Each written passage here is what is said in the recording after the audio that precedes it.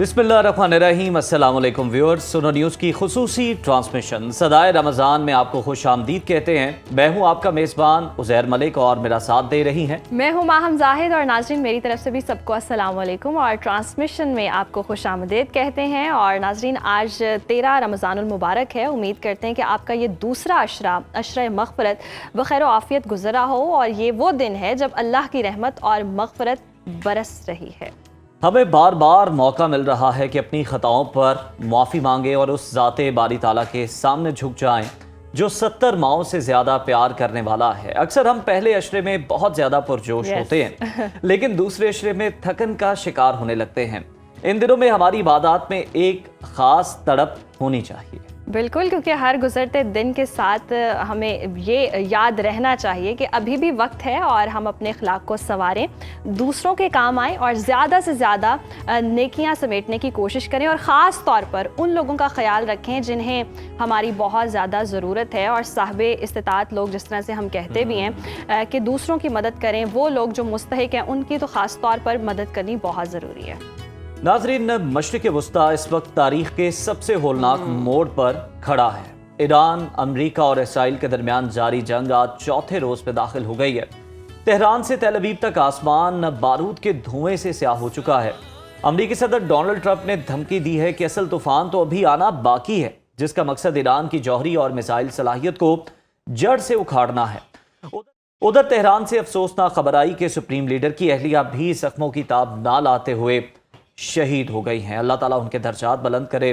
इस खबर से ईरानी हमलों में मजीद शिद्दत की अब तवक्को की जा रही है। बिल्कुल उज़ैर, और अब सूरत हाल ये है कि ईरान ने मशरिक़ वस्ता में अमरीका के 6 फ़ौजी अड्डों समेत इसराइल के मुख्तलिफ शहरों पर मिज़ाइलों से हमले किए हैं। रियाद में अमरीकी सिफारत खाने पर ड्रोन हमला हुआ है। कुवैत में अमरीकी सिफारत खाना ताहुक्म सानी बंद है। और ईरान ने इसराइली वज़ीर आज़म नेतन्याहू के दफ्तर पर मिज़ाइल हमले का दावा किया है, जिसमें नेतन्याहू के दफ्तर और इसराइली फ़ज़ाइया के कमांडर टू मरबार की क़यामगाह को निशाना बनाया गया। और इसके साथ साथ अमरीकी सदर ट्रंप ने ज़रूरत पड़ने पर ईरान में अपनी फ़ौज भेजने का भी इशारा दे दिया। और इसी संगीन सूरत हाल के हवाले से हम दिफाई और सिफारती पहलुओं को समझने के लिए आज हमारे साथ दो इंतहाई अहम मेहमान मौजूद हैं। पाकिस्तान नेवी के साबिक सरबराह एडमिरल रिटायर्ड फैसल शाह साहब और चेयरमैन तहरीक जवानान पाकिस्तान अब्दुल्ला हमीद गुल साहब। एडमिरल रिटायर्ड शाह साहब, आपकी जानिब आऊँगी। सबसे पहले तो ये बताइएगा कि ईरान की जवाबी कार्रवाई आपके सामने है। अमरीका के 6 फ़ौजी अड्डों समेत इसराइल के मुख्तलिफ शहरों पर मिज़ाइलों से हमले, रियाद में अमरीकी सिफारत खाने पर ड्रोन हमला, इसराइली वज़ीर आज़म नेतन्याहू के दफ्तर पर मिज़ाइल हमले का दावा। जंग को कहां तक फैलता देख रहे हैं आप? बहुत शुक्रिया मुझे प्रोग्राम में लेने का। जंग कम से कम खित्ते तक तो फैल गई है, क्योंकि ईरान ने पहले भी जंग शुरू होने से पहले ये कह दिया था कि अगर हमारे ऊपर लिमिटेड स्ट्राइक्स भी हुई तो हम उसको फुल फ्लैज जंग की तौर पे लेंगे और अपनी भरपूर ताकत से जवाब देंगे। और खित्ते में जितने भी अमेरिका के मफादात होंगे, अड्डे होंगे, हम उनको निशाना बनाएंगे, खा वो किसी भी मुल्क में हो। और ये यूएन चार्टर भी उनको अलाउ करता है कि अगर कोई मुल्क आपके ऊपर हमला करे तो उसके मिलिट्री बेसिस को वो कहीं भी हो, आप उन पे अटैक कर सकते हैं। और ईरानियंस ये कर रहे हैं। देखिए, ईरान को समझने की जरूरत है कि पिछले 47 साल से ये मुल्क सैंक्शंस में और दुनिया से आइसोलेटेड भी है। उसके बावजूद आप ये देखिए कि जिस तरह का रिस्पांस ईरानियंस दे रहे हैं या ईरान दे रहा है, वो बहुत हैरत का बाइस है पूरी दुनिया के लिए। मेरा ख्याल है वो अमेरिका और इजराइल के लिए भी बहुत हैरत का बाइस है। वो ये समझ रहे थे कि पहले दिन जब वो ये कैंपेन करेंगे, दूसरे दिन करेंगे, उसके बाद ईरानियंस की कमर टूट जाएगी और लोग सड़कों पर आ जाएंगे और यहाँ पे हुकूमत का तख्ता उलट जाएगा और आईआरजीसी को लोग रिप्लेस कर देंगे और सारा कंट्रोल जो है यहाँ की अवाम संभाल लेंगे और हमारा काम खत्म हो जाएगा, हम चले जाएंगे जी। लेकिन उनकी तवक्कुआत के बरक्स ऐसा हुआ नहीं है। अभी तक देखिए कि गवर्नमेंट में कोई डिफेक्शन नहीं हुआ है। लोग छोड़ के गवर्नमेंट को नहीं भागे हैं, अवाम सड़कों पर नहीं आए और गवर्नमेंट के खिलाफ नारे लगाने के बजाय वो खुमैनी साहब के गम में रो रहे हैं और वो अमेरिका के खिलाफ नारे लगा रहे हैं। इसके साथ साथ आप अगर देखें तो मुस्तकिल ईरान जवाबी कार्रवाई कर रहा है, बल्कि जवाबी कार्रवाई से भी ज्यादा वो ऑफेंसिव पे आ गया है। और उसने कुछ ऐसे एक्शंस लिए हैं जिनकी वजह से ना सिर्फ ये कि खित्ते के मुल्क इस लपेट में आ गए हैं, बल्कि शायद दुनिया के और बहुत सारे मुल्क भी इसकी लपेट में आ रहे हैं और आ जाएंगे। फॉर एग्जाम्पल, अमरीकी मफादात को जब उसने निशाना बनाया है मुख्तलिफ ममालिक में खित्ते के, तो वो खित्ते के ममालिक उनके यहाँ प्रॉब्लम शुरू हो गई है। कतर में LNG बंद हो गई है, सऊदी अरब में अरामको बंद हो गया है, अब UAE से, दुबई से लोग निकलना चाह रहे हैं, सुरयास के जरिए वहां से वो करना चाह रहे हैं दूसरे मुल्क में। तो इनकी कारोबार, इनके बिजनेसेस, इनका जो अमन और इनकी सलामती थी और जो एक टूरिज्म का माहौल था, वो सब तबाह हो गया। फिर ये सब तमाम मुल्क जो है खित्ते के, ये डिपेंडेंट है आबनाए हुर्मुज पर। जी। और आबनाए हुर्मुज को ईरान ने 3 दिन से बंद किया एडमिरल हुआ साहब, है। इस पर भी आपसे तफसील से बात करते हैं, हमारे साथ ही रहिएगा। अब्दुल्ला हमीद गोल साहब को भी शामिल गुफ्तगू कर लेते हैं। सर, जिस तरह से फैसल शाह साहब भी बता रहे हैं कि अरामको जो है वो भी बंद हो चुकी है, कतर की जानिब से अगर हम देखें तो उसने जो LNG का प्लांट है बड़ा, उसको बंद कर दिया है। पहले एक उनकी ऑयल रिफाइनरी पर कल हमला हुआ और फिर आज ये रिपोर्ट हो रहा है कि अमेरिकन एम्बेसी को रियाज के अंदर निशाना बनाया गया। इसके अलावा जितनी खलीजी रियासतें हैं, ममालिक हैं UAE के, वहाँ पर भी हमले हो रहे हैं। तो अब इन ममालिक के पास क्या ऑप्शन है? क्या ये भी कोई खुदा न खास्ता रद्द-ए-अमल दे सकते हैं ईरान के खिलाफ? बिस्मिल्लाहिर्रहमानिर्रहीम, बहुत बहुत शुक्रिया आपका। मुझे क्योंकि आपके कोई साउंड सिस्टम में डिस्टॉर्शन है, मुझे फैसल शाह साहब की ज्यादा बात नहीं सुनाई दी, थोड़ा बहुत सुनाई दिया। आपकी आवाज में भी शोर आ रहा है, लेकिन बहरहाल देखें, मेरा ख्याल है कि खित्ते की सूरत हाल के अंदर ईरान ने चंद चीजें जो हैं वो अपना लोहा मनवाया है। पहली बात यह है कि पूरी दुनिया में जो इस टाइम पे बातचीत चल रही है वो अमेरिका के हवाले से नहीं चल रही, बल्कि इस टाइम पे जो लीड कर रहे हैं वो ईरान लीड कर रहा है। इनिशिएटिव ईरान के हाथ में है इस टाइम पे, अमेरिका के हाथ में इनिशिएटिव नहीं रह गया। क्योंकि आप देखें कि जो उन्होंने केओटिक सिचुएशन पैदा करनी थी, एक केओस खित्ते के अंदर पैदा करना था, वो तो उन्होंने कर दिया। दुनिया के तकरीबन 14 ममालिक को जो है ऑलरेडी इसका जो है, इस जंग का जो है वो सामना है, जिसमें पाकिस्तान और अफगानिस्तान भी शामिल है, क्योंकि ये उसी ग्रेटर गेम का एक हिस्सा है। और ये हम सब जानते हैं कि नरेंद्र मोदी वहां क्यों गया था। अब जो दूसरी जानिब इसको अगर हम और करें तो हमें ये पता चलता है कि इस टाइम पे वार तो अमेरिका ने कर दिया, लेकिन 57 घंटों के बाद ही अमेरिका ने कहा कि जी, डोनाल्ड ट्रंप कह रहे थे कि आप सीज फायर कर लें, जिसको मसूद पज़ेश्कियान ईरानी सदर ने जो है रद्द कर दिया, लारेजानी साहब ने रद्द कर दिया और कहा कि अब तो हम जो है अपने मखसूस अहदाफ हासिल करके रहेंगे। इससे ये हो रहा है कि UAE जैसा जो मुल्क है, जो कि सबसे ज्यादा इजराइल के बाद निशाने के ऊपर है, उसकी हालत यह है कि उसकी फ्रेजाइल इकोनॉमी है, बड़ी लरजती हुई इकोनॉमी है और टूरिज्म के ऊपर डिपेंडेंट है। दुनिया के बहुत सारे लोग जो है वो आते हैं, जो एमिरेट्स इंटरनेशनल एयरलाइन है, बड़ी अच्छी एयरलाइन है, उसके जरिए वो दुबई आते हैं और एक टूरिज्म भी होता है और इकोनॉमिक हब भी बन गया हुआ है।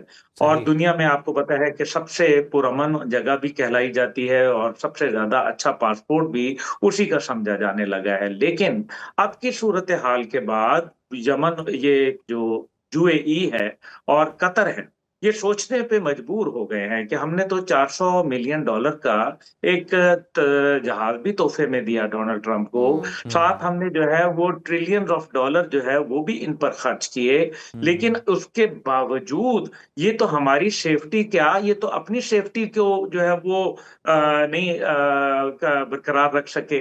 और आज इनके जहाज कटी पतंगों की तरह गिर रहे हैं। वो F-15 जहाज जिसने जंगों के अंदर तकरीबन 107 जहाज जो है वो गिराए में है, अब उसके अंदर ये हालत अगर अमेरिका की है, फिर रियाद के अंदर बिल्कुल उनका जो सिफारत खाना है अमेरिका का, उसके अंदर आग लगी हुई वादे नजर आ रही है, सबको पता चल रहा है। तो इनिशिएटिव तो इस टाइम पे ईरान के पास है। और आप देख लें कि टॉप ट्रेंड जो है वो दुनिया के अंदर ईरान कर रहा है। खुद अमेरिकन कांग्रेस जो है वो ये बात कर रही है कि आपके ईरान तो कभी हमारे लिए थ्रेट था ही नहीं, और ना उसने का जो इतनी ताकत है कि वो हम तक हमला करे, जिसके ऊपर पीट हेग्सेट जो कि इस टाइम पे अमेरिकी वजीर दिफा, या उनको अब तो वॉर मिनिस्ट्री कह दी गई, क्योंकि जी ट्रंप एक तरफ पीस की बात करते रहे, दूसरी जानिब अपना वॉर मिनिस्टर उन्होंने कर दिया। जी उन्होंने एक बात बड़ी खतरनाक की है, उन्होंने ये कहा है कि इस्लामिक प्रोफेटिक डिलूजन, तौबा अस्तगफार अस्तगफिरुल्लाह, अस्तगफिरुल्लाह। उन्होंने ये कहा है कि यानी कि इस्लामी पैगम्बराना फरेब, जो ये लफ्ज इस्तेमाल किए हैं, क्या आज जो है तमाम आलम इस्लाम, बिल्कुल। क्या उनको इसकी मरम्मत नहीं करनी चाहिए? क्या हम्म। आज हमें ये नहीं नजर आ रहा कि वो इस टाइम पे दज्जाल को खुलेआम पुकार रहे हैं, जो बिल्कुल। जायनिस्ट हैं वो वहां बैठे हुए हम्म। हैं, लेकिन बाकी इस्लामी दुनिया जो है ठीक है, उनके हम्म। अपने मामलात हैं, जी मजम्मत करनी चाहिए। जी मैं भी मजम्मत करता बिल्कुल हूँ मजम्मत कि करनी हमें अपने चाहिए। बरदर। अब्दुल्ला साहब आपकी जानिब आएंगे। फैसल शाह साहब, जिस तरह से हम देख रहे हैं, अमरीकी सहाफ़ी ने इंकशाफ किया है कि कतर और सऊदी अरब में बम धमाकों की कोशिश में मोसाद के एजेंट्स गिरफ्तार किए गए हैं। ये किस कदर खतरनाक है? क्या इसराइल अरब इत्तेहादियों के दरमियान अफरा तफरी फैलाने में कामयाब हो जाएगा? देखिए, ये बड़ा इंपॉर्टेंट है समझना कि इसराइल ऐसा क्यों कर रहा है। जी ये एक्सपेक्टेड था। अरामको भी जो हमला हुआ है, ईरान ने उसकी तरदीद की है और उसने कहा है कि हमने ये हमला नहीं किया, और हम्म। उसकी इन्वेस्टिगेशन अभी चल रही है और पता चल जाएगा कि वो हमला किसने किया।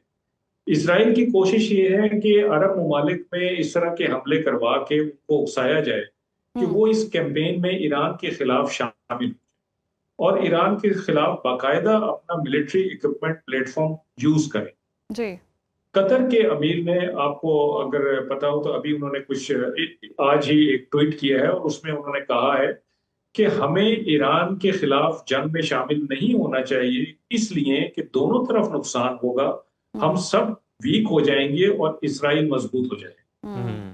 तो ये इसराइल की बेसिकली फिलॉसफी है कि इसराइल ये चाहता है कि ये सब मुलव्वस हो जाएं, इसमें आपस में लड़ना शुरू हो जाएं, हम्म। और फिर ये सारे वीक हो जाएंगे एक दूसरे को मार मार के, जी मैं इस खत्ते में स्ट्रांग हो जाऊंगा, मजबूत हो जाऊंगा। देखिए, ये जो जंग शुरू की गई है ना अमेरिका और इसराइल की तरफ से, इसका हदफ भी यही है कि इसराइल को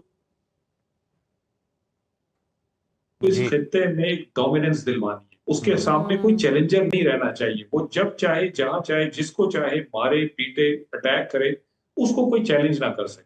तो इससे हम्म। अच्छा मौका क्या हो सकता है कि अगर ये सारे अरब ममालिक और ईरान आपस में लड़ पड़े और ये जी कमजोर हो जाएं सारे के सारे इस जंग के हम्म। खात्मे तक, तो इसराइल ऑटोमेटिकली डोमिनेंट पार्ट बन जाएगा। जी बिल्कुल सर, ये चीज़ें अपनी जगह पर मौजूद हैं। अब्दुल्ला अबीद गुल साहब, अगर हम देखें तो एक तरफ अमेरिका का दबाव है, दूसरी तरफ ईरान के हमले चल रहे हैं। क्या अरब ममालिक इस जंग में न्यूट्रल रह पाएंगे अगर मुसलसल ये हमले जारी रहे? जिस तरह से अभी एक बयान का जिक्र हुआ कि जनाब यूएई के सरबराह जो है उनकी जानिब से बयान सामने आया है। देखिए, इस टाइम पे मेरा ख्याल है कि जो हालात जा रहे हैं वो इंतहाई कशीदा हो रहे हैं। पहली बात हम्म। यह है कि हम्म, जो जंग है वो तवील होती नजर आ रही है। 4 दिन की जंग का वादा किया गया था, और यूएई और बाकी ममालिक को यही मेरे ख्याल में लारा दिया गया था कि भाई 4 दिन की जंग है और हम अपने मखसूस अहदाफ हासिल कर लेंगे। जी लेकिन माजी के अगर पन्नों में झांकें तो हमें ये नजर आता है कि जब हिरोशिमा और नागासाकी के ऊपर हमला किया अमेरिका ने और न्यूक्लियर बॉम्ब मारा, हम्म, जिसके नतीजे में लाखों जापानी पिघल के रह गए, तो उसके बाद जो है वो उस टाइम पे ऑप्शन जो थी वो टोक्यो भी तो हो सकता था। टोक्यो पे क्यों नहीं किया? इसलिए हम्म। क्योंकि कयादत वहां मौजूद थी और उनके ऊपर दबाव लाना जो है वो जरूरी था। हम्म, इसी वजह से टोक्यो के ऊपर हमला नहीं किया गया ताकि कयादत जिंदा रहे। लेकिन जब आप कयादत को जो है 48 के करीब लोगों को जो शहीद कर देते हैं, जिसके अंदर आयतुल्ला खामेनाई भी हैं, ये हम्म, शहीद भी का मतलब लफ्ज तो जाहिर है मौजूद है, लेकिन असैसिनेट किया गया है। जी ये मावराए अदालत हम्म। कानून के खिलाफ वर्दी की गई, आलमी कवानीन के खिलाफ वर्दी की गई। और अब अमेरिका और इजराइल ये बावर करा रहे हैं पूरी दुनिया को कि दुनिया के अंदर एक ही नया वर्ल्ड ऑर्डर है और वो है डिसऑर्डर। दुनिया में जो हम कहेंगे, क्योंकि वो कहते हैं कि ट्रंप को सिर्फ ट्रंप रोक सकता है, नाउजुबिल्ला हम्म। खुदाई के दावेदार बन चुके हैं। अब मकसद यह है कि जो एप्स्टीन फाइल के अंदर जिस जी तरीके से बिल गेट का नाम आया, जिस हम्म। तरीके से जॉर्ज डब्ल्यू बुश का नाम आया, जिस तरीके से जो डोनाल्ड ट्रंप का नाम आया और हम्म, जो बाइडेन का नाम आया, और वो क्या बच्चों के साथ उनके इंतहाई गैर इखलाकी मरासिम की बात की गई, और शायद ये वो वजह है जिसकी बुनियाद के ऊपर ईरान के ऊपर हमला किया गया अचानक इतनी जल्दी में, जबकि ईरान मुज़ाकरात के ऊपर तैयार था। और खुद ये वॉल स्ट्रीट जर्नल कह रहा है, मैं नहीं कह रहा, वॉल स्ट्रीट जर्नल कह रहा है कि जनाब अभी हमारे पास वहां हथियारों की कमी हो गई है। हमारे पास जो पेट्रियट मिसाइल डिफेंस सिस्टम है उसकी बैटरीज हमारे पास जो है वो खत्म हो गई हैं। और अगर ये सिलसिला जारी, और फिर जिस तरीके से यूएसएस अब्राहम लिंकन, जिसका बड़ा तुर्रा था, बड़ा जनाब के यूएसएस अब्राहम लिंकन जो आएगा वो पता नहीं उधेड़ के रख देगा, वो यूएसएस अब्राहम लिंकन जिस तेजी से आया था उसी तेजी से वो वहां से भाग रहा है, वापसी का सफर कर रहा है। क्यों कर रहा है? इसका मतलब है कि क्या ये ईरान की हार है या ईरान की सुप्रीमेसी है इस खित्ते के अंदर? क्या ये हकीकत नहीं है कि दुनिया का जो इस टाइम पे स्टॉक मार्केट है वो बुरी तरीके से मुतासिर हुई है? क्या स्टॉक मार्केट बुरी तरह से मुतासिर हुई है और आगे आने वाले दिनों में क्या हालात रहेंगे इस पर भी गौर करने की जरूरत है। फैसल साहब, आपकी जानिब आऊंगी। अगर ये जंग तूल पकड़ती है तो बहरी गुजरगाहों की बंदिश से आलमी बहरिया का तवाजुन कैसे बदलेगा? देखें, ये बहुत तशवीशनाक बात है। आप देखें, जब से ईरान ने ये ऐलान किया है कि हमने अपना होर्मुज़ बंद कर दी है, जी। उसके बाद से ही पेट्रोल की, ऑयल की प्राइसेस बढ़ गई, गैस की प्राइसेस यूरोप में 50% तक बढ़ गई। तो ये असरात अभी से आना शुरू हो गए हैं, क्योंकि ये जो अपनाए होर्मुज़ है ये तकरीबन 21 मिलियन बैरल तेल यहाँ से रोजाना निकलता है, जिसमें से 18 मिलियन बैरल सिर्फ चाइना को जाता है। उसके अलावा यहाँ से जो गैस की सप्लाई है, 80% दुनिया की गैस की सप्लाई यहाँ से जाती है, 40% यहाँ से दुनिया की ट्रेड गुजरती है। तो ये जब चीजें बंद हो जाएंगी तो ना सिर्फ ये कि खित्ते के ममालिक जिनकी इकोनॉमी इस चीज पे डिपेंड करती है, बल्कि वो ममालिक जो यहाँ से तरसील ले रहे हैं उनको फर्क पड़ेगा, उनकी मईशत पे फर्क पड़ेगा। और मेरा ख्याल है कि ईरान का मकसद भी यही है इसको बंद करने का और इस खित्ते को इन्वॉल्व करने का, कि एक तो वो अपना गम गुस्से का इजहार कर रहा है, रिटेलिएशन कर रहा है, दूसरा वो अपनी कैपेबिलिटी दिखा रहा है, और तीसरा वो दुनिया को ये बता रहा है कि अगर आप लोग अपना किरदार अदा करने के काबिल नहीं रहे या अपना किरदार आपने अगर अदा नहीं किया तो आप सबको नुकसान होगा इस जंग का। तो इस वक्त एक्चुअली वक्त ये है, तकाजा ये है वक्त का कि खित्ते के ममालिक और खित्ते से बाहर के ममालिक, इन सब को चाहिए कि अपना अपना किरदार अदा करें, अपना वेट डालें इसमें और इस जंग को रुकवाएं। क्योंकि देखें, अमेरिका एक और खित्ते से आया है यहाँ जंग लड़ने, वो यहाँ से वापस चला जाए, लेकिन यहाँ जो कुछ पीछे रह जाएगा वो यहाँ के खित्ते के जो लोग हैं उन्हें भुगतना है। बिल्कुल, दूसरे ममालिक को भी फैसल साहब अपना किरदार अदा करने की जरूरत है। अब्दुल्ला साहब, ईरान के इत्तेहादी रूस और चीन की अगर हम बात कर लें, चीन ने मजम्मत भी की है, ये इस वक्त कहाँ खड़े हैं अमली तौर पर? क्या ईरान को ये तन्हा छोड़ देंगे या कहीं ना कहीं जरूर ये मुदाखलत करेंगे?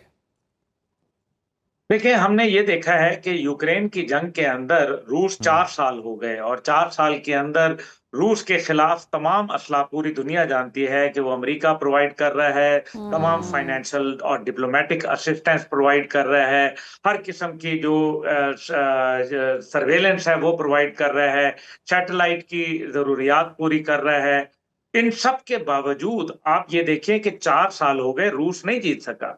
तो क्या आपका ख्याल है कि रूस के मुकाबले में जब यूक्रेन के ऊपर उनको माली और हर किस्म की मुआवनत की जाएगी तो क्या रूस जो है वो ईरान को मुआवनत नहीं करेगा? ये तो ऐसा हो ही नहीं सकता, और मुआवनत हुई भी है, नजर भी आई है। ये देख लीजिए कि जिस तरीके से मल्टीपल, जो आपने देखा कि जिस तरीके से रॉकेट इस्तेमाल किए गए। सॉरी अब्दुल्ला साहब, वक्त की किल्लत है, आपकी बात कंटिन्यू नहीं, लेकिन यस मुआवनत करेगा और जो सूरत हाल लग भी रही है। बहुत शुक्रिया अब्दुल्ला साहब आपके वक्त का, और फैसल शाह साहब भी हमारे साथ मौजूद थे। आप दोनों मेहमानों के वक्त का शुक्रिया। और जिस तरह से कशीदगी बढ़ती जा रही है, वी होप कि अब पूरी दुनिया में अमन ही हो, जिस तरह से ममालिक हम देख रहे हैं। और जिस तरह से फैसल साहब ने भी बात की कि आलमी बरादरी को नोटिस लेना चाहिए, तमाम मुल्कों को मिल बैठकर इस बारे में सोचना चाहिए। सारे मुल्क इसके अंदर इन्वॉल्व हो चुके हैं। अब ये ईरान, अमेरिका और इसराइल का मामला नहीं है, बल्कि सारे ममालिक जो हैं वो इसके अंदर इन्वॉल्व हो चुके हैं। सबको अपना किरदार अदा करना होगा, और ईरान को खास तौर पर देखा जाए तो हर महाज पर चौकन्ना रहने की जरूरत है। जिस तरह से रिपोर्ट आई कि खामनाई का,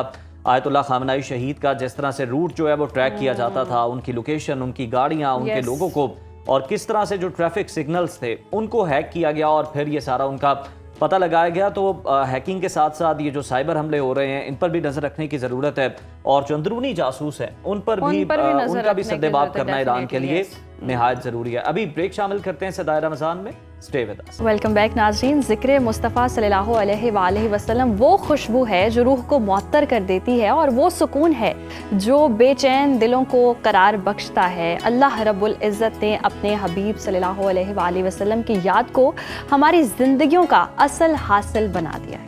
बिल्कुल दुरुस्त कहा मैम आपने, और इसी खूबसूरत एहसास को लफ्ज़ों की शक्ल दी है मोहतरम सज्जाद साहब ने। साथ साथ विच नबी दी याद रवे, दिल इश्क दे नाल आबाद रवे।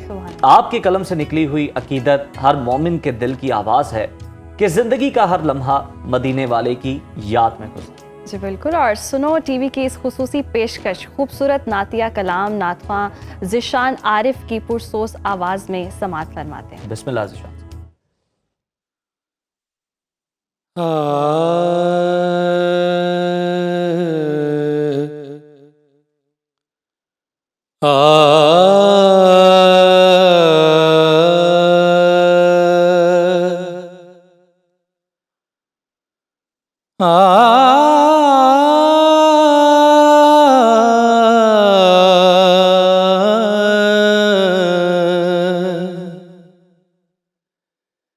सासा विच नबी दी याद रवे,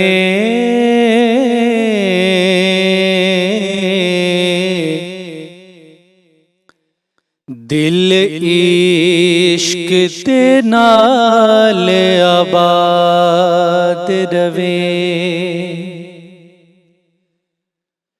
सासा विच नबी दी याद रवे, दिल इश्क दे नाल आबाद रवे। सासा विच नबी दी याद रवे,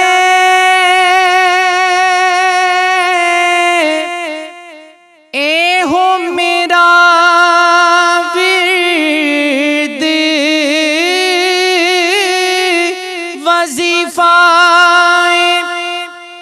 बोते सब कसबाक मेरे पास नहीं,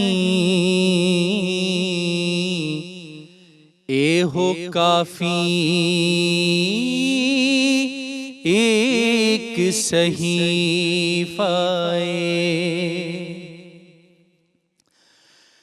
मेरे यकीन ईमान दी मंजिल एक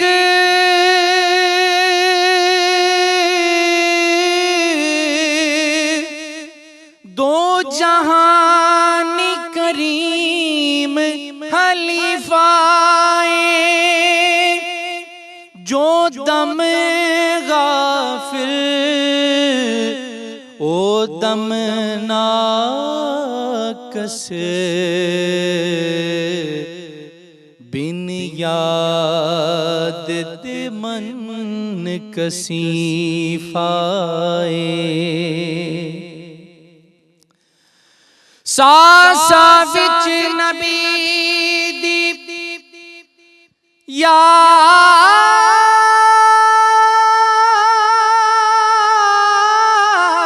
रवे, इस थी वद न होर कलाम कोई, मेरे दरूद व सलाम कबूल होवन, मंगा होर न मैं इनाम कोई। ਉਸ ਯਾਦ ਵਿੱਚ ਜਿੰਦ ਪਈ ਸਿੱਕਦੀ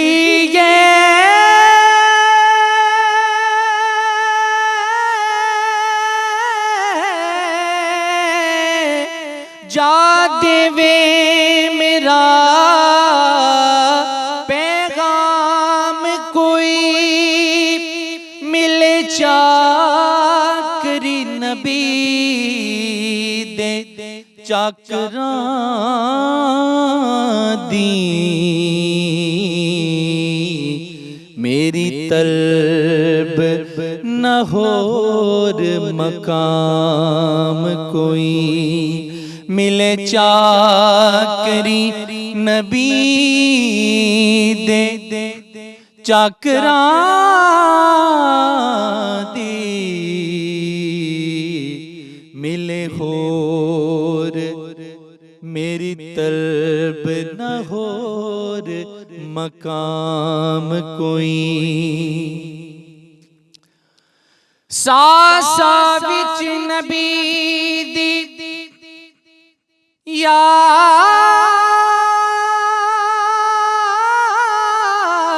रवे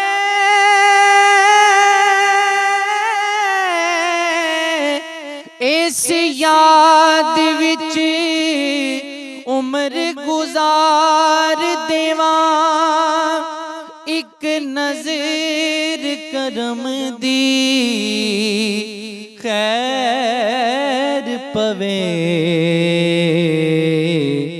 हो मस्त अलस्त जिंदवार देवा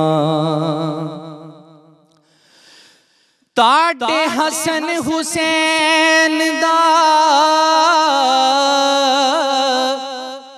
मंगता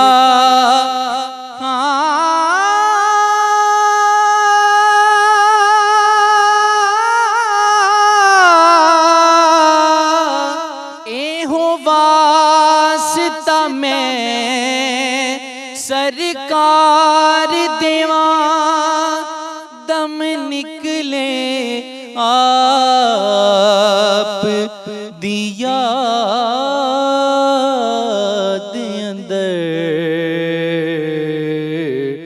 रख कदमी सिर पुकार देवा सासा विच नबी दी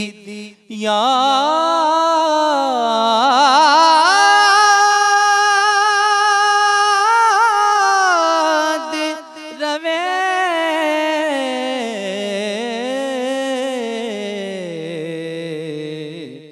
दिल इश्क दे नाल आबाद रवे दिल इश्क दे नाल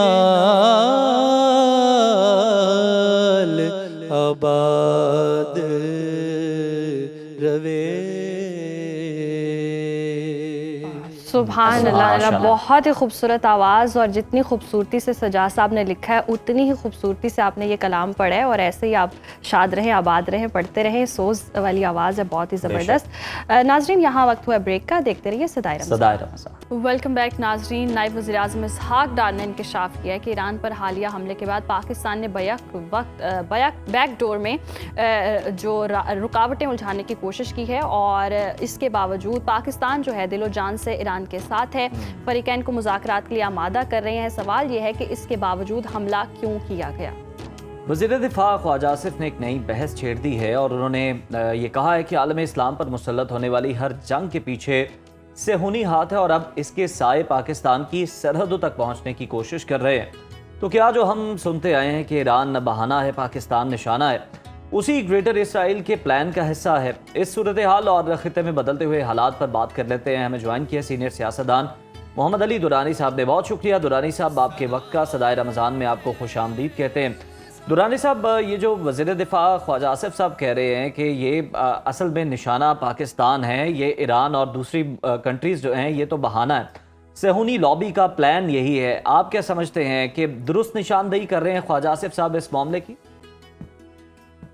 बिस्मिल्लाहिर्रहमानिर्रहीम। देखें, स्पेकुलेशंस तो हो सकती हैं और बात की भी जा सकती है, दूसरों की इंटेंशंस को भी एलेबोरेट किया जा सकता है, लेकिन इस वक्त तो जो मुल्क निशाना बना हुआ है उसको तो निशाना ही समझा जाना चाहिए कि इस वक्त दुनिया के दो ताकतवर तरीन अफराद ने जो खुद एप्स्टीन फाइल के अंदर जिनका अपना किरदार एक्सपोज हो चुका हुआ है, उन्होंने पूरी दुनिया के अमन को जो है वो तहोतेक करने के लिए एक ऐसा इकदाम उठाया है जो कि किसी तरह भी दुनिया के किसी कानून के तहत जो है वो जायज़ नहीं है, उसको सही तस्लीम नहीं किया जा सकता।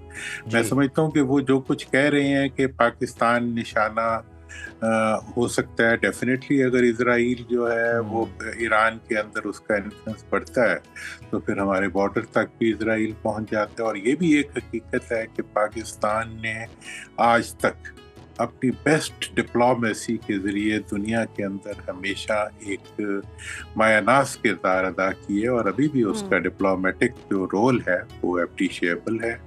और एट द सेम टाइम जो पाकिस्तान ने वाहिद न्यूक्लियर कंट्री होते हुए दुनिया की, उसने अपने आप को किसी ऐसे टकराव में नहीं उलझाया, क्योंकि पाकिस्तान समझता है कि दुनिया के चैलेंजेस का मुकाबला ना नारों से दिया जा सकता है, और मिडिल ईस्ट के लिए भी ये पैगाम है, ना दौलत के अंबारों से दिया जा सकता है। जो टेक्नोलॉजी और जो ताकत का मुकाबला करने के लिए तदब्बुर, हिकमत और मिलिट्री माइट की ज़रूरत होती है। हमें बहुत ज़्यादा के बारे में सबक पढ़ाए जाते थे कि जी ये तो एक वेलफेयर स्टेट थी, इसको आपने एक ऐसी स्टेट बना दिया है जो कि बिल्कुल जो है जिसके कंट्रोल्स के अंदर बहुत ज़्यादा इन्फ्लुएंस है आर्म्ड फोर्सेस का।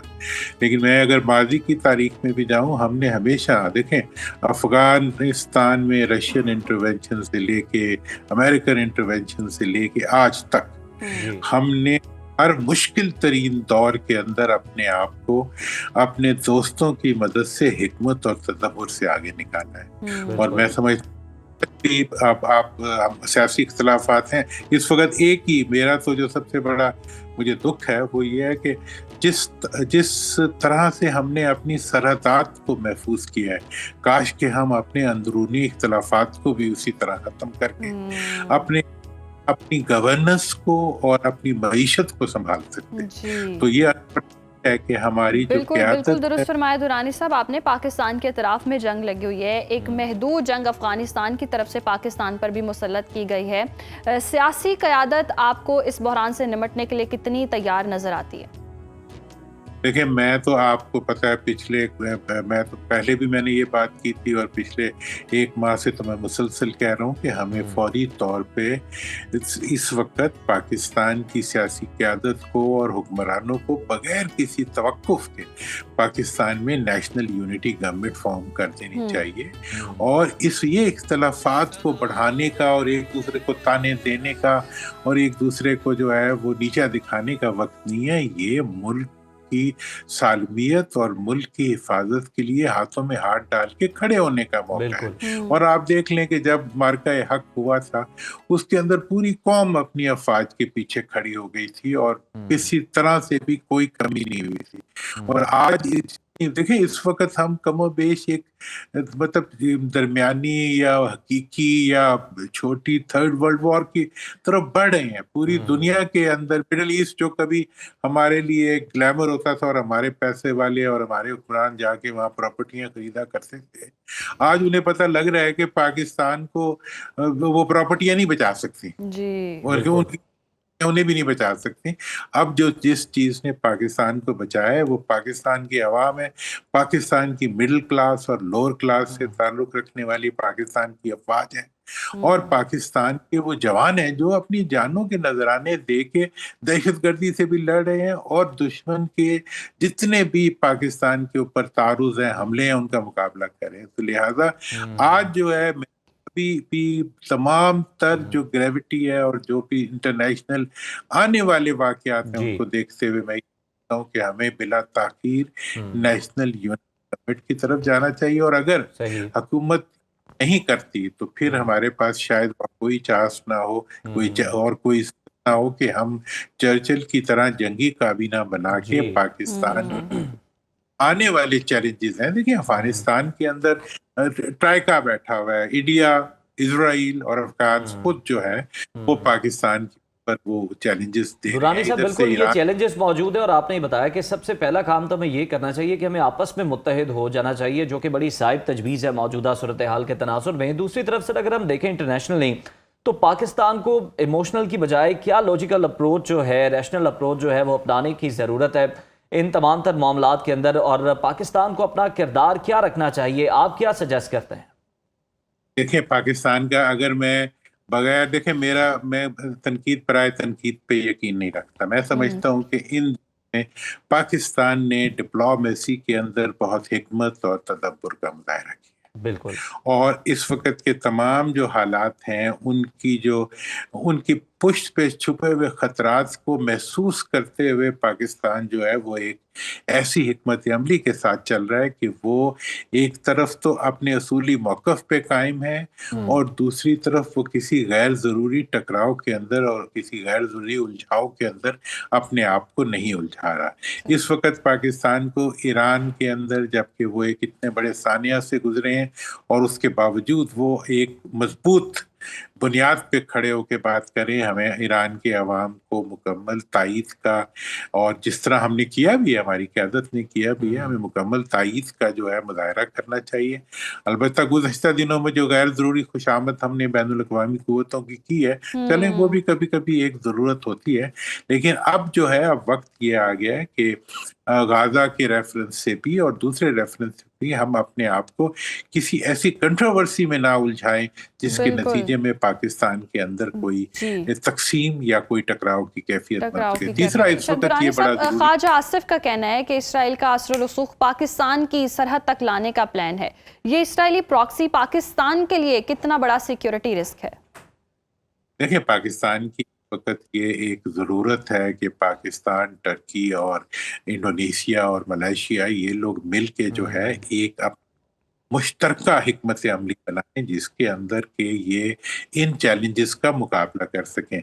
ये अब ये मतलब वज़ीर दिफा का काम डराना नहीं होता और खतरा दिखाना नहीं होता, मुकाबला के लिए कौम को तैयार करना होता है। ठीक है, इजराइल ने तो हमें ये भी कोशिश की थी कि इंडिया के साथ मिलके जो है वो हमारे एटॉमिक जो रिएक्टर्स थे उनको तबाह कर दे। इजराइल ने तो ये भी कोशिश की थी कि मार्का या अपने ड्रोन्स भेज के वो पाकिस्तान को नीचा दिखा दे। इजराइल तो आज भी कोशिश कर रहा है कि वो अफगानिस्तान के जरिए जो है पाकिस्तान को जो है वो टफ टाइम दे। तो पाकिस्तान ठीक है, वो एक चैलेंज है इजराइल, और इजराइल को अगर, और ये हकीकत है कि इजराइल को सबसे बड़ा चैलेंज जो है वो पाकिस्तान ही लगता है, लेकिन इजराइल को पाकिस्तान के सामने कोई वजीर दिफा भूत बना के पेश करने की कोशिश करें। हम अपने इत्तेहाद के जरिए, अपनी यकजहती के जरिए, अपनी टेक्नोलॉजी के जरिए, अपनी हिकमत के, देखें हिकमत और तदब्बर जो है वो मोमिन का हथियार होता है। हम कोई जज्बाती वाले हैं ना, जज्बाती तौर पे वाले हैं ना, जज्बाती तौर पे डराने वाले हैं, क्योंकि नारों से तो हाल नहीं होता। बड़ी बड़ी इमारतें बना के भी मिडिल ईस्ट में देख, वहां से भागने की जगह नहीं मिल रही उनको। ठीक है, हम अपने महदूद वक्त के साथ चलते हैं, लेकिन हमने अपनी टेक्नोलॉजी को और अपनी जो टेक्नोलॉजिकल माइट्स हैं उनको हमने इस तरीके से अरेंज किया है, और हमने रीजनल पॉलिटिकिंग भी की है। देखें आज रीजन के अंदर अगर इंडिया हमारे लिए चैलेंज है तो हमें रीजन के दूसरे ममालिक, चाइना हो, सेंट्रल एशियन कंट्रीज हो, मैंने तो उस दिन ये बात कही है और मैं इसको बड़ी हिकमत के तहत कह कि इस वक्त जो हमारी अफगानिस्तान की तरफ से वो कहते हैं हम ड्यूरेंट लाइन को नहीं मानते, ठीक है ना जी। तो इस वक्त अगर वो ड्यूरेंट लाइन को नहीं मानते तो हमें भी उन ऑप्शंस को देखना चाहिए कि हम जो है वाखान के जरिए किस तरह सेंट्रल एशियन को जो है सेंट्रल एशियन एक पैसेज ऑफर करते हैं कि वो स्ट्रेट जो है लैंड लॉक कंट्रीज जितनी भी हैं उनको हम एक पैसेज फराहम करें पाकिस्तान के जरिए कि वो अपनी तिजारत को अंदर तक बढ़ा सके। वक्त हमें खौफ की बातों के बजाय हमें हिकमत और मुस्तकबिल के रास्ते तलाश करने के लिए जो है हमें सोचो विचार करनी चाहिए। और हमें अपनी दुनिया जो देखें, अब नई अलाइनमेंट्स और नए कोalitions फॉर्म होने हैं। देखें, अमेरिका ने तो अब जो कुछ करना था उन्होंने तो बता दिया कि भाई फिलहाल तो इसराइल का एक वो है पॉकेट करेक्टर बन के रह गया है अमेरिका। ठीक है, वो उसकी पॉकेट में रहे, हमें अब हम क्या कर सकते हैं। अब हम तो नहीं चाहते कि हम अमेरिका से, लेकिन दुरानी साहब अगर हम देखें तो जितने भी अगर ये हम बात कर लें मशरिक वस्ता के अंदर जितने भी गल्फ कंट्रीज हैं उनकी बात कर लें, दूसरे ममालिक देख लें, लेकिन लगता ये कि बाकायदा एक चाल चली जा रही है कि किस तरह इनको आमने सामने आपस के अंदर लड़ाया जाए, लाकर खड़ा कर दिया जाए। इस सूरत हाल में पाकिस्तान वाहिद देखा जाए तो इस्लामी ममालिक की वाहिद एटमी ताकत है। पाकिस्तान किस तरह से इस सूरत हाल के अंदर से सबको इंगेज कर सकता है और सबको ये बता सकता है कि जनाब हमें आपस में लड़ने की जरूरत नहीं है, हमें इन चालों से बचने की जरूरत है? देखिए, मैं तो ये कहूँगा कि हमारे सियासतदानों को और हमारे हुक्मरानों को इस वक्त फील्ड मार्शल साहब की जो बिहेवियर पैटर्न है उससे एक गाइडेंस लेनी चाहिए कि वो इस वक्त बोल नहीं रहे, खामोशी से अपने इक़दाम कर रहे हैं। ठीक है, हमें इस वक्त जो साइलेंट डिप्लोमेसी है और ट्रैक टू डिप्लोमेसीज के जरिए जो है हमें एक मुस्बत रोल प्ले करना चाहिए। हमारे जो ज़्यादा बोलने वाले लोग हैं उनको अपना बोलने की रफ्तार और बोलने का जो वो है वो थोड़ा कम कर देना चाहिए। इस वक्त हमें कोशिश ये करनी चाहिए कि हमारा फॉरेन ऑफिस इस वक्त जो है वो काफ़ी प्रोएक्टिवली और काफ़ी जिसे कहते हैं जी रिस्पॉन्सिबली जो है वो काम कर रहा है। वो इस काम को जारी रखे। और इस वक्त मिडल ईस्ट के अंदर अब देखें, हमने बड़ी कोशिश से मिडल ईस्ट और ईरान के दरमियान जो डिफरेंसेस थे उसके अंदर हमेशा उनको ब्रिज करने की कोशिश की है। और इस वक्त अनफॉर्चुनेटली जो हालात डेवलप हुए हैं उसके अंदर वो स्ट्रेसेस बहुत बढ़ गई हैं। लेकिन मतलब डिप्लोमेसी में कोई मायूसी तो हुआ नहीं करती। डिप्लोमेसी बिल्कुल मोहम्मद अली दुरानी साहब, वक्त की किल्लत है और बिल्कुल आप दुरुस्त फरमा रहे हैं कि हमने ब्रिज बनने की कोशिश की है। दो ममालिक में जहां अगर इख्तलाफ हो तो पाकिस्तान यही किरदार अदा करता है कि एक ब्रिज का किरदार अदा करता है और वी होप कि किसी तरह ये सारे मामला जो है वो सॉर्ट हो जाएं। अभी वक्त हुआ ब्रेक का, देखते रहिए सदाए रमज़ान। नाज़रीन, रमज़ान की बरकतें समेटने का सिलसिला जारी है, लेकिन इन बाबरकत सातों में जहां हम रूह की पाकीज़गी पर तवज्जो देते हैं वहाँ अक्सर अपनी जिस्मानी सेहत और ख़ास तौर पर अपनी स्किन को नेगलेक्ट कर देते हैं। सहर व इफ्तार की बदौलत हमारे मेटाबॉलिज्म में तब्दीली तो आती है, लेकिन पानी की कमी चेहरे की रौनक भी छीन लेती है। तो सवाल ये कि क्या हम इबादत और किचन की मसरूफियात के दरमियान अपनी खूबसूरती को बरकरार रख सकते हैं? क्या वो ग्लोइंग स्किन हम अभी भी रमज़ान के अंदर भी हासिल कर सकते हैं? तो जनाब इसी पर आज हम डिस्कशन करने वाले हैं। लेकिन एक बात तय है कि रोज़ा रखने का नूर तो आता है, इबादत कर रहे हो आप, नमाजें पढ़ रहे हो बाकायदगी से, वो नूर तो आएगा। लेकिन यस, जो हम इन्वायरमेंट देखते हैं क्योंकि डिहाइड्रेशन होती है पानी नहीं पी रहे होते हैं तो जिसकी वजह से हमें डिहाइड्रेशन हो जाती है, तली हुई चीज़ें खा रहे होते हैं, ये हमारी खुराक ही होती है जिसकी वजह से जो सारे इफेक्ट है हमारी स्किन पे आ रहा होता है। तो स्किन जो है वो इतनी ज़्यादा डिस्टर्ब हो जाती है क्योंकि पानी की कमी होती है। तो ख़वातीन ख़ास तौर पर किचन की तपिश और काम के दबाव में अपनी स्किन केयर भूल जाती हैं। जिल्द को कैसे महफूज रखें जान लेते हैं डर्माटोलॉजिस्ट डॉक्टर सारा से, जो हमारे साथ स्टूडियोज़ में मौजूद हैं। बहुत शुक्रिया आपके वक्त का। रोज़े के दौरान हम देखते हैं कि हम इतनी देर भूखे भी रहते हैं और फिर एकदम जब इफ्तार का वक्त होता है तो बहुत ज़्यादा पानी पी लिया या खजूर खा ली, समझ रहे होते हैं क्योंकि डिहाइड्रेशन है, लेकिन उससे भी फ़र्क नहीं पड़ता। तो वो स्किन पर कितना इफ़ेक्ट हो रहा होता है ये सारी चीज़ों का?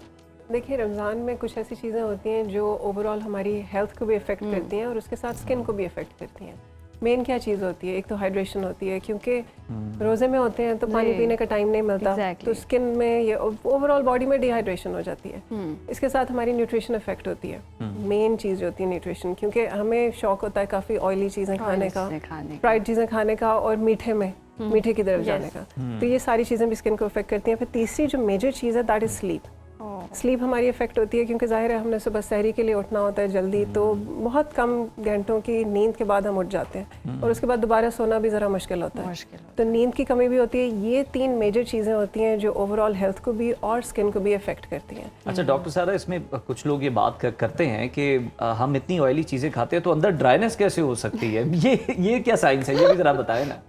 देखिए, जो ऑयली चीज़ें हम खाते हैं उसका होता क्या है, बॉडी के ऊपर इफेक्ट क्या होता है, वो अंदर से जाके हमारी बॉडी को ऑयली थोड़ी कर देती है, उस तरह से नहीं होता। बेसिकली ऑयल जो होता है या फ्राइड फूड जो है वो इन्फ्लेमेशन करता है बॉडी में, इन्फ्लेमेशन करता है, वो अंदर से आपकी बॉडी को ज्यादा लुब्रिकेट नहीं कर रहा होता, इतना खराब करता है कि वो फिर एक्नी होना शुरू हो जाती है, कुछ वो इन्फ्लेमेशन करता है, उसकी वजह से एक्नी ज्यादा होती है और स्किन की इन्फ्लेमेटरी कंडीशंस ज्यादा हो जाती है। फिर जो हम चीनी वाली और ये जो प्रोसेस्ड मीट्स, कार्बोहाइड्रेट्स हम खाते हैं, उनकी वजह से शुगर की स्पाइक होती है। शुगर की स्पाइक की वजह से इंसुलिन ज़्यादा होती है, जो कि ऑयल की प्रोडक्शन ज़्यादा करती है, जो स्किन में इंटरनली स्किन में ऑयल की प्रोडक्शन ज़्यादा करती है, हमारे सेबेशियस ग्लैंड जो है उनको एक्टिवेट कर देती है, जिसकी वजह से फिर एक्नी ज़्यादा होती है। अच्छा सर, हम ये देखते हैं कि सहर अफ्तार के दौरान जो ख़वातीन, क्योंकि रूटीन ही सारी ख़राब हो जाती है, ख़राब नहीं मतलब एक तरह से ठीक ही होती है रमज़ान में, तो ये एक्चुअल में यही रूटीन होनी चाहिए, बट हम स्किन केयर की अगर रूटीन देखें ना कि मॉर्निंग में ये केयर करनी है, नाइट में ये केयर करनी है, फिर जो लोग नाइट में केयर करें तो उनको 2 आवर्स का टाइम मिलता है और वो फिर सहरी के वक्त उठना होता है, तो वो केयर किस तरह से फिर स्किन की हम दोबारा से रूटीन सेट कर सकते हैं रमज़ान में ख़ास तौर पर? देखिए, रमज़ान में जो स्किन केयर रूटीन है वो आपने सहरी और इफ्तारी के साथ ही करनी है। मतलब कि सहरी करके उसके बाद थोड़ा सा टाइम दे दें अपनी स्किन के लिए, वो भी मैं आपको बताती हूँ कि क्या कर सकते हैं। और फिर इफ्तारी करके उसके बाद नमाज वगैरह पढ़ के give yourself a little bit of time और उसमें थोड़ी सी स्किन केयर अपनी कर लें। तो इन दोनों टाइम्स पे अगर आप रहेंगे तो आपको बीच में टाइम भी मिल जाएगा, ज़रूरी नहीं है कि 2 घंटे का टाइम है और उसके बाद दोबारा से सहरी भी हो जाए, लेकिन skin care is one part of it. इसके साथ हमने बाकी चीज़ें भी ठीक करनी है, जो कि हमारा लाइफस्टाइल है, हाइड्रेशन है, और hydration is very important. Skin care जितनी भी हम कर लें, अगर हमारी हाइड्रेशन और न्यूट्रिशन ठीक नहीं है तो उस स्किन केयर का भी ऐसे इतना फ़ायदा नहीं होगा।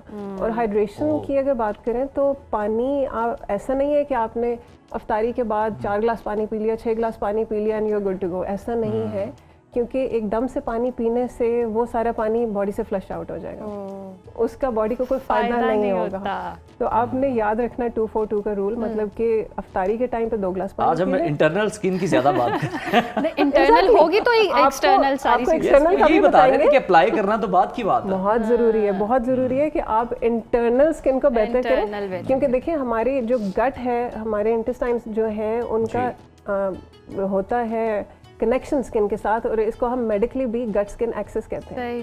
सही, ओके। तो जो हमारी गट की हेल्थ है वो हेल्थ हमारी चेहरे पे नजर आती है। अच्छा, आप पानी का बता रही थी, वो बता दें क्योंकि मैं वो मिस नहीं करना चाहती। एग्जैक्टली 2 ग्लास आपने इफ्तारी के टाइम पे पीना है, उसके बाद आप स्पेस दें, थोड़ा सा टाइम दें, घंटा 1.5 घंटे के बाद 1-1 ग्लास करके इफ्तारी से सहरी के दरमियान 4 ग्लास पानी पिए, और सहरी के टाइम पे फिर 2 ग्लास पानी। तो अगर आप इस तरह से 8 ग्लास पानी पी लेते हैं तो that's more than enough for you for the whole day. अच्छा सारा, हमें ये भी बताएं कि जो आंखों के गिर्द हल्के पड़ जाते हैं और कुछ के आई बैग्स होते हैं, ये किस तरह से इनको ठीक किया जा सकता है? ये किस मसले की निशानदेही कर रहे होते हैं? देखिए, रमज़ान के वैसे तो आंखों के गिर्द जो हल्के पड़ते हैं उनके काफ़ी सारे रीजंस होते हैं। एक तो पिगमेंटेशन होती है, एक वॉल्यूम लॉस होता है, इसके अलावा कुछ वैस्कुलर इश्यूज होते हैं। लेकिन रमज़ान में जो हमारे डार्क सर्कल्स होते हैं वो हमारे नींद के इश्यूज की वजह से, क्योंकि सही नींद नहीं हम सो रहे होते, और जो सोते भी हैं वो इतनी ज़्यादा अच्छी क्वालिटी की स्लीप नहीं होती, क्योंकि हमने बहुत जल्दी उठ जाना होता है। तो डीप स्लीप में हम कम ही जाते हैं।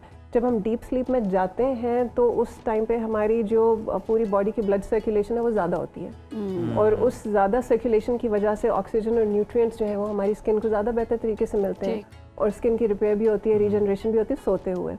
तो अगर हम नहीं सही तरीके से सोएंगे तो एक तो आंखों पे स्ट्रेन भी आएगा। नींद की जो कमी है ये सब पे मुख्तलिफ तरीकों से असर डालती है। किसी को पफिनेस हो रही होती है, किसी के आई बैग्स बन रहे हैं, किसी के डार्क सर्कल्स बन रहे हैं, ऐसा ही? जी बिल्कुल ऐसा ही है।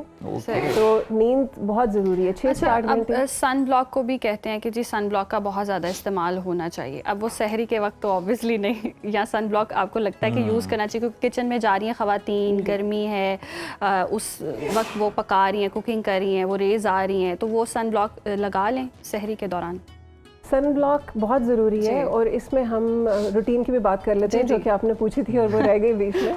तो देखिए, जब सहरी कर लेते हैं सुबह के वक्त, तो उसके बाद थोड़ा सा टाइम अपने आप को दें। उसमें करना क्या है, एक तो जेंटल क्लेंजर, जो कि हर कोई इस्तेमाल कर सकता है, वो किसी के लिए नहीं है कि ड्राई स्किन या सेंसिटिव स्किन या किसी ने नहीं करनी, किसी ने करनी है। Gentle cleanser everyone can use. उसके साथ एक हाइड्रेटिंग सीरम इस्तेमाल कर लें, और विटामिन सी, क्योंकि डलनेस हो जाती है हमारी स्किन पे रमज़ान के दरमियान, तो विटामिन सी का इस्तेमाल करें और मॉइस्चराइज कर लें। This is the simple morning routine जो कि सहरी के टाइम पे कर लें।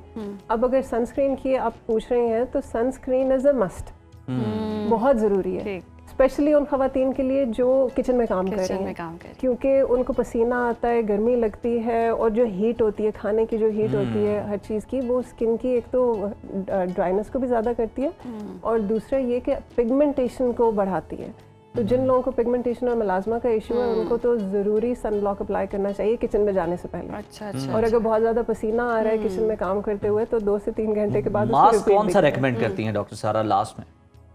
मास्क ब्रांड के अलावा मतलब किस तरह का? मैं समझ सकता हूँ रोजे की हालत में आप एग्जैक्टली अब तो बोला भी नहीं जा रहा रोजे में। मैंने कहा मास्क, वैसे तो चेहरे पर बहुत सारे लोगों के मास्क होते हैं, हम स्किन केयर के मास्क खोटे होते हैं, हम मास्क की बात कर रहे हैं। देखिए मास्क कोई भी आप हाइड्रेटिंग मास्क इस्तेमाल कर सकते हैं। शीट मास्क तो आपको हर जगह से मिल जाते हैं, लेकिन अगर आप कोई नेचुरल मास्क की बात कर रहे हैं, बहुत ज्यादा चल रहे हैं आजकल हर्बल मास्क जो है, हर्बल मास्क की अगर आप जी बात कर रहे हैं तो ग्लो और ब्राइटनेस अगर चाहिए, काफ़ी सारे डिफरेंट यूज़ हो सकते हैं, काफ़ी सारे इंग्रेडिएंट्स हैं जो इस्तेमाल हो सकते हैं मास्क में। तो ग्लो और ब्राइटनेस के लिए कर सकते हैं, एक तो दही 2 चमचे ले लें, उसमें 1 चमचा हल्दी डाल लें और मिक्स करके अच्छी तरह से उसको अप्लाई करें। एक तो उसमें दही में लैक्टिक एसिड होता है, जेंटल एक्सफोलिएशन करता है, और साथ जो हल्दी है वो एंटी इन्फ्लेमेटरी होती है, तो that is very good for skin. Doctor सारा आपने अब खाने पीने की बातें शुरू कर दी हैं और रोजे का इफ्तार का वक्त भी करीब, हम आपको ज्यादा इम्तिहान में नहीं डालते। बहुत शुक्रिया आपके वक्त का, और फिर किसी और दिन पे आपसे बहुत सारे मौज़ूआत जो हम स्टडी करेंगे। Thank you so much for coming joining us. और नाजरीन, आज की सदाए रमज़ान ट्रांसमिशन आपने मुलाहिज़ा की, अपने फीडबैक से हमें ज़रूर आगाह कीजिए। इजाज़त दीजिए, कल दोबारा मुलाकात होगी। अल्लाह हाफ़िज़।